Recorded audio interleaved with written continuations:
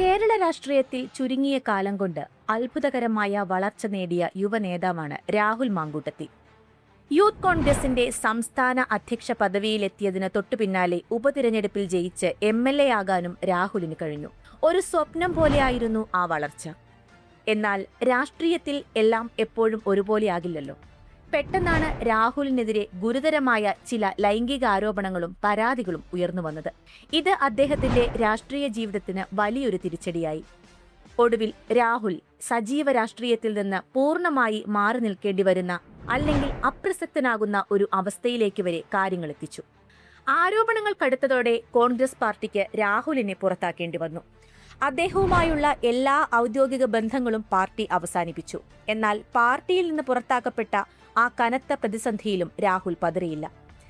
കയ്യിൽ കോൺഗ്രസിന്റെ membership card ഇല്ലെങ്കിലും എനിക്ക് എന്നും ഒരു കോൺഗ്രസുകാരനായി തുടരാൻ കഴിയും എന്ന ഉറച്ച ആത്മവിശ്വാസമാണ് അദ്ദേഹം കാണിച്ചത്. സാധാരണ ഇത്തരം ഘട്ടങ്ങളിൽ നേതാക്കൾ പാർട്ടിയോട് കലഹിക്കുകയോ പരസ്യമായി വെല്ലുവിളിക്കുകയോ ചെയ്യാറുണ്ട്. എന്നാൽ രാഹുൽ മാങ്കൂട്ടം ഒരിക്കലും പാർട്ടിയെ പ്രതിരോധത്തിലാക്കാൻ ശ്രമിച്ചില്ല. തന്റെ പേരിൽ ഉയർന്നു വന്ന വിവാദങ്ങൾ കാരണം കോൺഗ്രസിനോ UDFിനോ തെരഞ്ഞെടുപ്പിൽ ഒരു തിരിച്ചടിയും ഉണ്ടാകരുത് എന്ന് അദ്ദേഹത്തിന് നിർബന്ധമുണ്ടായിരുന്നു. ആരും അംഗീകരിച്ചില്ലെങ്കിലും താൻ കോൺഗ്രസുകാരനായി തുടരുമെന്ന് പ്രഖ്യാപിച്ച രാഹുൽ പാർട്ടിയുടെ പൊതുവേദികളിൽ നിന്നൊഴിഞ്ഞു നിന്നു. എങ്കിലും തെരഞ്ഞെടുപ്പിൽ UDFിന്റെ വിജയത്തിനായി അണിയറയിൽ ആത്മാർത്ഥമായി പ്രവർത്തിച്ചു. സോഷ്യൽ മീഡിയയിൽ തനിക്കുള്ള വലിയ ജനസ്വാധീനം അദ്ദേഹം കോൺഗ്രസിന്റെ വിജയത്തിനായി കൃത്യമായി ഉപയോഗിച്ചു. തിരഞ്ഞെടുപ്പ് കാലത്ത് പിണറായി വിജയൻ സർക്കാരിന്റെയും മുഖ്യമന്ത്രിയുടെയും തെറ്റായ നയങ്ങൾക്കെതിരെ രാഹുൽ പങ്കുവച്ച വീഡിയോകൾ ലക്ഷക്കണക്കിന് ആളുകളാണ് കണ്ടത്. വോട്ടർമാർക്കിടയിൽ ഇടതുവിരുദ്ധ വികാരം ശക്തമാക്കുന്നതിൽ ഈ വീഡിയോകൾ വലിയൊരു പങ്കു വഹിച്ചു എന്നത് തർക്കമില്ലാത്ത കാര്യമാണ്.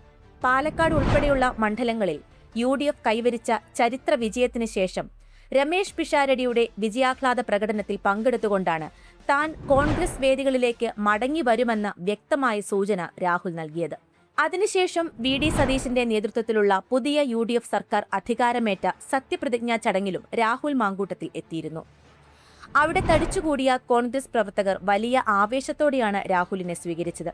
ഇതൊക്കെ കാണിക്കുന്നത് രാഹുൽ മാങ്കൂട്ടം ഇന്നല്ലെങ്കിൽ നാളെ കോൺഗ്രസ് പാർട്ടിയിലേക്ക് ഔദ്യോഗികമായി തിരിച്ചെത്തുമെന്ന് തന്നെയാണ്. പക്ഷേ ആ മടങ്ങിവരവിന് മുന്നിൽ ചില വലിയ തടസ്സങ്ങൾ ഇപ്പോഴുമുണ്ട്. 3 വ്യത്യസ്ത പരാതികളുടെ അടിസ്ഥാനത്തിൽ കേരള പോലീസ് രാഹുലിനെതിരെ 3 കേസുകൾ രജിസ്റ്റർ ചെയ്തിട്ടുണ്ട്. ഈ കേസുകളിൽ നിയമ നടപടികൾ വേഗത്തിലാവുകയും വിചാരണ പൂർത്തിയാവുകയും ചെയ്താൽ മാത്രമേ രാഹുലിന് കോൺഗ്രസ് വേദികളിലേക്ക് ഔദ്യോഗികമായി മടങ്ങിവരാൻ കഴിയൂ.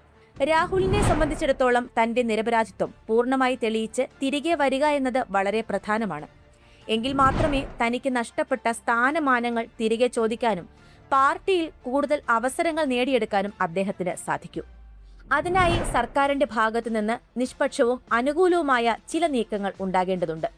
യഥാർത്ഥത്തിൽ ഈ ലൈംഗികാരോപണ കേസുകളിൽ രാഹുലിന്റെ ജാമ്യാപേക്ഷ കോടതി പരിഗണിച്ചപ്പോൾ തന്നെ പല സുപ്രധാന വിവരങ്ങളും പുറത്തുവന്നിരുന്നു.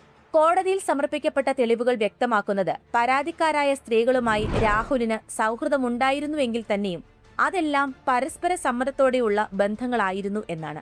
കൂടാതെ രാഹുൽ വിവാഹ വാഗ്ദാനം നൽകി പീഡിപ്പിച്ചു എന്ന് പരാതി നൽകിയ 2 സ്ത്രീകളും ആ കാലയളവിൽ തന്നെ മറ്റ് പുരുഷന്മാരുമായി വിവാഹബന്ധത്തിൽ ഏർപ്പെട്ടിരുന്നവരാണ് എന്ന തെളിവും പുറത്തുവന്നു. ഇതോടെ രാഹുലിനെ രാഷ്ട്രീയമായി കുടുക്കാൻ വേണ്ടി മനഃപൂർവ്വം ഉണ്ടാക്കിയ കേസുകളാണോ ഇതെന്ന സംശയം പൊതുജനങ്ങൾക്കിടയിൽ ശക്തമായി. അന്ന് രാഹുലിനെ വേണ്ടത്ര രീതിയിൽ സംരക്ഷിച്ചില്ല എന്ന് ആരോപിച്ച് കോൺഗ്രസ് നേതാക്കൾക്കെതിരെ വലിയ രീതിയിലുള്ള സൈബർ ആക്രമണവും നടന്നിരുന്നു. മുൻപ് രാഷ്ട്രീയ ലാഭത്തിനു വേണ്ടി അന്നത്തെ ഇടതുമുന്നണി സർക്കാർ പോലീസ് സംവിധാനത്തെ ദുരുപയോഗം ചെയ്തിരുന്നു. ഒരു പരാതി പോലും രേഖാമൂലം ഇല്ലാതിരുന്ന സാഹചര്യത്തിലാണ് രാഹുലിനെതിരെ ആദ്യ കേസെടുത്തത്. പിന്നീട് സാമൂഹിക സമ്മർദ്ദം ചെലുത്തിയാണ് സ്ത്രീകളെ കൊണ്ട് പരാതി നൽകിച്ചതും ഒടുവിൽ അർദ്ധരാത്രിയിൽ അദ്ദേഹം താമസിച്ചിരുന്ന ഹോട്ടൽ മുറിയിൽ കയറി രാഹുലിനെ അറസ്റ്റ് ചെയ്ത് ജയിലിലടച്ചതും. എന്നാൽ ഈ പരാതികളുടെ വിശ്വാസ്യത കോടതിയെ ബോധ്യപ്പെടുത്താൻ പരാതിക്കാർക്ക് കഴിഞ്ഞിട്ടില്ല. രാഹുലിന്റെ തിരിച്ചുവരവിന് കേസ് അന്വേഷണം വേഗത്തിലാകേണ്ടതുണ്ട്. ഇതിന് മുൻകൈയെടുക്കേണ്ടത് സംസ്ഥാനത്തിന്റെ ആഭ്യന്തര വകുപ്പ് കൈകാര്യം ചെയ്യുന്ന മുതിർന്ന കോൺഗ്രസ് നേതാവ് രമേശ് ചെന്നിത്തലയാണ്. എന്നാൽ മുൻകാല ചരിത്രം പരിശോധിച്ചാൽ ഈ വിവാദം ഉണ്ടായ സമയത്ത് രാഹുലിനെതിരെ ഏറ്റവും കടുത്ത നിലപാടെടുത്തത് രമേശ് ചെന്നിത്തലയായിരുന്നു.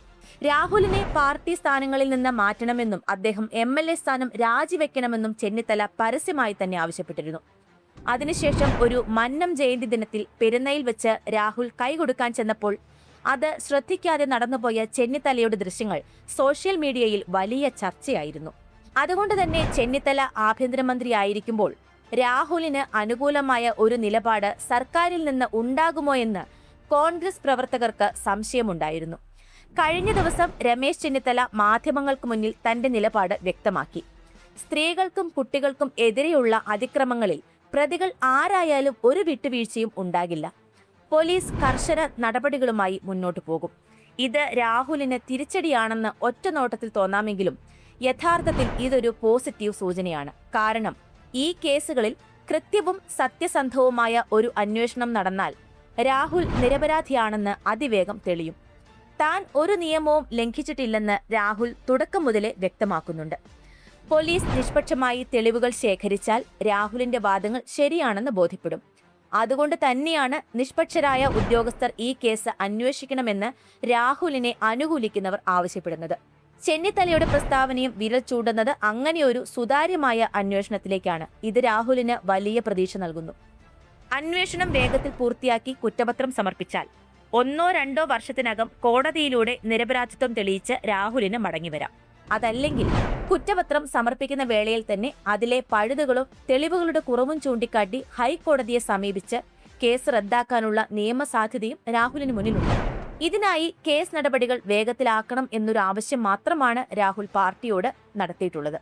ഈ പോരാട്ടത്തിൽ രാഹുൽ ഒറ്റയ്ക്കല്ല. കോൺഗ്രസിലെ മുതിർന്ന നേതാവായ KC വേണുഗോപാലിന്റെ ശക്തമായ പിന്തുണ രാഹുലിനുണ്ട് എന്നാണ് രാഷ്ട്രീയ വൃത്തങ്ങളിൽ നിന്നുള്ള സൂചന. KC വേണുഗോപാൽ ഗ്രൂപ്പിലെ പ്രമുഖ നേതാവായ AP അനിൽകുമാറിന്റെ മകന്റെ വിവാഹ ചടങ്ങിൽ രാഹുൽ പങ്കെടുത്തത് ഇതിനൊരു തെളിവായി പലരും കാണുന്നു. കൂടാതെ ഷാഫി പറമ്പിലിന്റെ ശക്തമായ പിന്തുണയും രാഹുലിനുണ്ട്.